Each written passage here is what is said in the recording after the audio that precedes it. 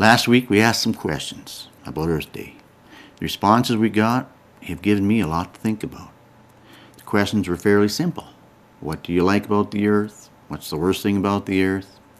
Anyway, the people have the most interesting responses, and some of those responses are scary. And generally, you'd think the public would have a pretty good understanding of what's going on out there. But from their responses to our questions, they seem like a pretty frustrated group. Scary, too. Some of them are really scary. Down with the churches, down with people, thin them out. My goodness, where are we going? I think it'll take some serious thought to figure out what is the problem. Is it just people?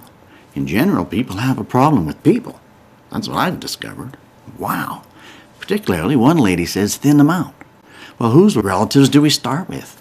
Yours or mine? You see, just how do you propose to go about doing such a thing? There's been so many people that's tried. There's Hitler, Stalin, Lenin, Chairman Mao, Idi Amin. They thinned them out.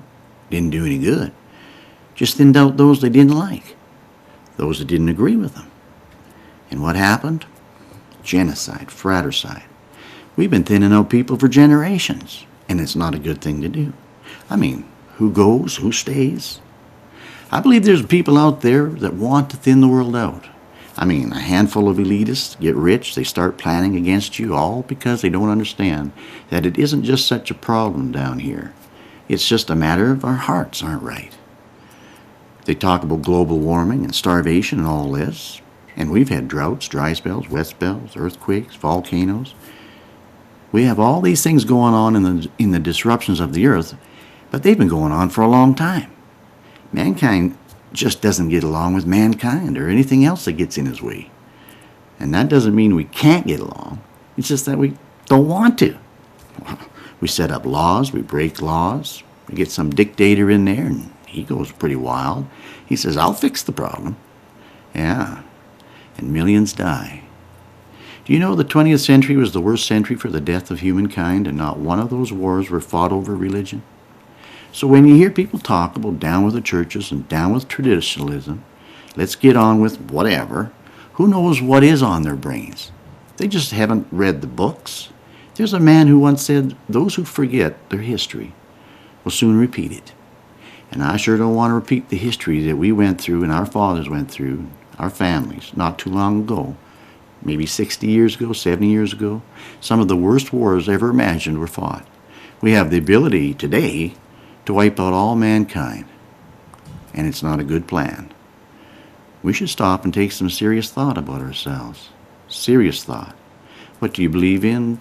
Do you believe in love? Do you believe in mercy? Do you believe in compassion? What do you believe in? Myself, I believe in a creation, a creator, a God who created the creation.